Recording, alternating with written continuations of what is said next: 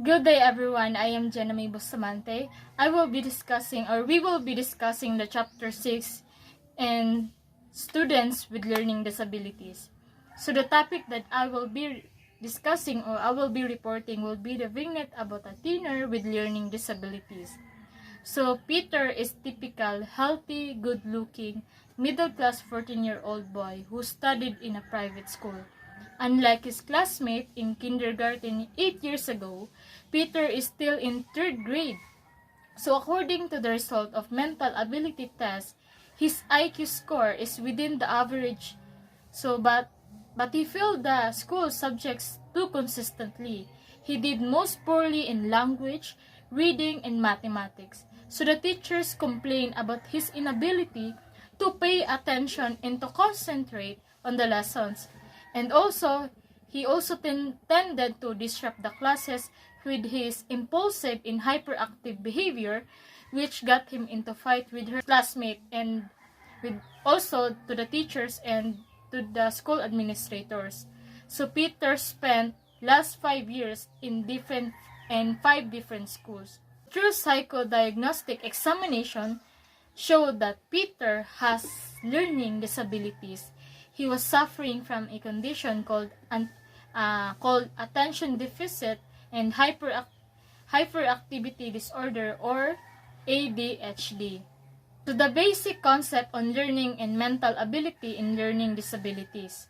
So the process of learning. So there are two main concepts in term learning disabilities. So the first concept describes the learning process and the second explain the phenomenon about children who have average or even above average ability to learn, but who experience difficulties in learning. So what is learning?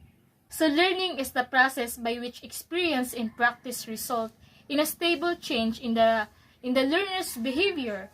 And the permanent change in behavior is not the result of maturation or growing up through the years or because of increase in chronological age. So rather, learning results from efficient teaching that develop the learner's genetic capacity to learn to the maximum in an environment that is conducive to an effective teaching learning process. So thus the learner manifests in understanding of content knowledge and demonstrate the ability to perform skills. The learning can be inferred to have taken place when the student's performance and the behavior indicate the achievement of long-term goals set for the school year and also in the quarterly short-term objectives.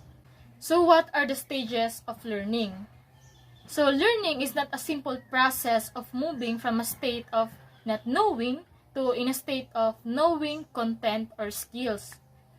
So there are 3 stages and 5 substages of learning. So the first stage is the knowing stage of learning. Substages of the first stage is the acquisition and reversion. So the initial objective of teaching is for the student to acquire knowledge and skills accurately and meaningfully. So acquisition of knowledge and skills take place when the instructional goals and objective skills and competency strategies and materials match the learning ability of the students. So the teacher's ability to motivate the learner, his or her delivery to accurate content through explicit and effective teaching methods. So questioning techniques and evaluation strategies all contribute to the acquisition of knowledge and skills in the learning areas. So in reversion, the content and skills learning earlier are further strengthened to increase accuracy in mastery. So correct practice, drill, review similar strategies are used with immediate feedback and reinforcement. So through continuous, efficient, and effective instruction, relevant practice in coaching and feedback, the student is gradually helped to perform the skills with at least 85% accuracy during the knowing stage of learning. Proficiency and automaticity are determined by the strength of poor learning when a mastery of a skill or concept is obtained. So the learner moves into substages of proficiency and automaticity. So the students move beyond the conscious recall of content knowledge, thus mastered or the performance of the skills, and the goal is to attain fluency so that the skills are automatically applied to a appropriate situation in everyday life. So the learners execute the task immediately and successfully without the need to recall the procedures. Number 2, the using stage of learning. So the substages are the maintenance. So when the students continues to use the skills thus acquired with proficiency and automaticity over time without explicit instruction, coaching, prompt help, or reinforcement, then maintenance is achieved. So the class activities are organized to allow the students to continue to experience meaningful practice of the skills in practical context. So the application of the skills at home in order to environment outside the school is a set of appropriate feedback and reinforcement are given to strengthen the maintenance of the skills. So the learning of a new skills is built on the skills that are maintained. So if the learned skills are not used, they will weaken if they will learn earlier with proficiency. Generalization. So once a skill is learned proficiently, it should be available for use in any appropriate situation.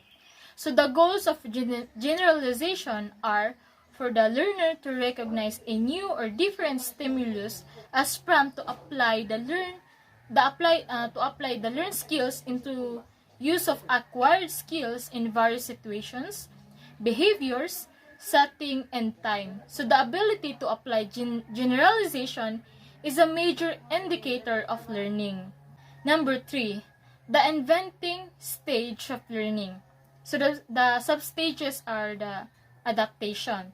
So in the last stage of learning, the students recognize the need to apply learned skills in situations outside the school. He or she introduces changes or modification in the skills and applies them to meet the new situation without the help or prompts. They can be able to think how they can be used to achieve a current objective in a new situation with or without assistance or coaching and prompts. So an example in the case of students with learning disabilities. So Marie is a 4th grader with mild mental retardation. Expectedly, she moves through the stages of learning fairly slowly when compared to typical 4th graders. So she frequently needs to have material taught in a variety of ways and to have concept retaught several times. She benefits from extensive feedback during acquisition. So achieving is proficiency also difficult. She needs a lot of repetition and practice. So in mathematics, she achieved fluency with multiplication for a long period of practice. Now, her goal is to use the multiplication table to use problems and do calculation. Measures of mental ability. So another significant concept to understand in teaching children with learning disabilities is the level of learners' intellectual functioning or mental ability. So the first concept, standardized test of mental ability measures intellectual functioning. So standardized tests of mental ability have been proven to be the best single predictor of school achievement. So when administrators by a qualified and competent school psychologists, guidance counselor, or psychometricians, mental ability test results provide useful information about a student's IQ and his or her potential to gain mastery of the skills. So standardized tests consist of questions and problem-solving tasks. Concept number 2. IQ score seems to be distributed throughout the populations according to the normal curve. So as shown in figure below, to describe how one particular score varies from the mean or average score, the population is divided into units called standardized. So, which is a mathematical concept referred to about a particular score on test that varies from average score of all scores to norm sample. So concept number 3, intelligent testing is not exact science. Even the major intelligence tests are the most carefully developed, also standardized, they are still far from perfect. So there are many factors can affect individuals' IQ score, such as motivation, time, location of administrator, inconsistency or bias of the administrators in scoring responses. So even the selection of the test to use can affect the individual's IQ score.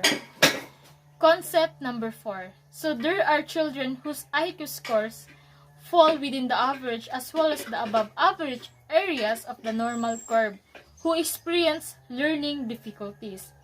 These children are not learning like their peers not because their mental ability is below average. In fact, most children with learning difficulties have average to above intellectual functioning. They do not belong to the group of children with mental retardation, but they cannot learn most of the basic learning competencies for average children. These children have learning disabilities. Thank you. That's all for my topic.